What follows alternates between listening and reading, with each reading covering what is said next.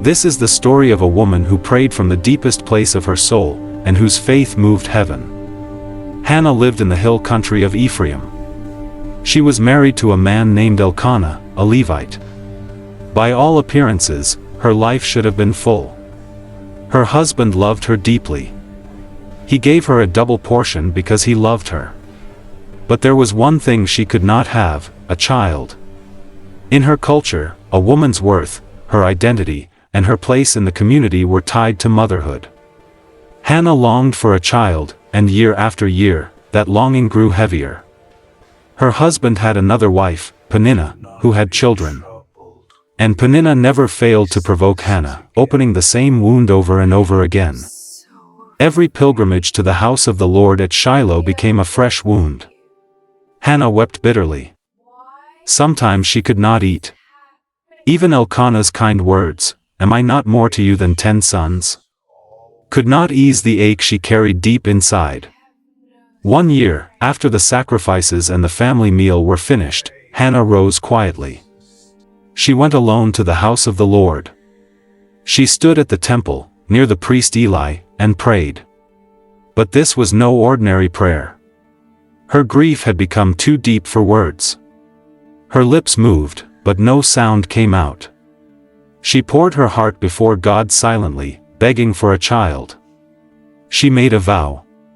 "Lord of hosts, if you will indeed look on the affliction of your servant and give me a son, I will dedicate him to you for all the days of his life."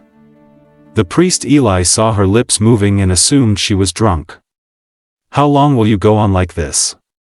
Put away your wine," he said. Hannah answered with quiet dignity, "No, my lord. I am not drunk. I have been pouring out my soul before the Lord. Do not regard your servant as a worthless woman. I have been speaking out of the great anxiety and vexation of my heart." Eli paused.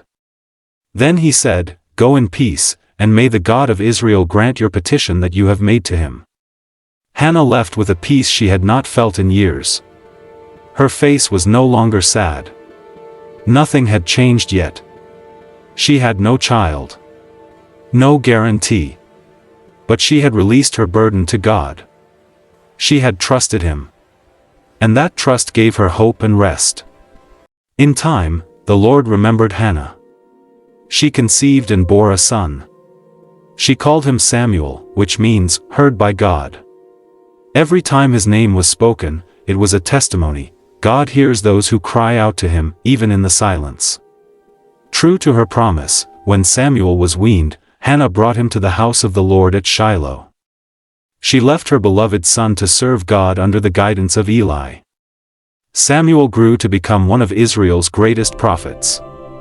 He was a judge and a kingmaker. He anointed Saul and David and shaped the destiny of a nation. But his story began not in grandeur or power, but with a mother kneeling silently, trusting God in her grief. Hannah's story reminds us of something powerful. Your silent prayers are not wasted. Your tears are not unnoticed. The long seasons of waiting, the heavy burdens, the invisible grief, God sees them all. He hears what no one else can hear. He remembers you. If you feel forgotten, unseen, or trapped in waiting, take heart. The God who remembered Hannah will remember you. He can bring life to what has felt dead.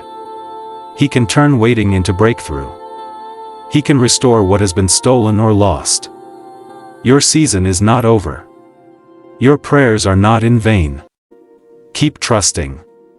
Keep hoping. Keep pressing into him. Even the quietest, deepest faith moves heaven. And when God answers, it will be more than you imagined, because he doesn't just give what we ask, he gives what we need, perfectly and abundantly. Remember Hannah. She wept in silence. She prayed in bitterness. She trusted God when all hope seemed gone. And God heard her. He will hear you too.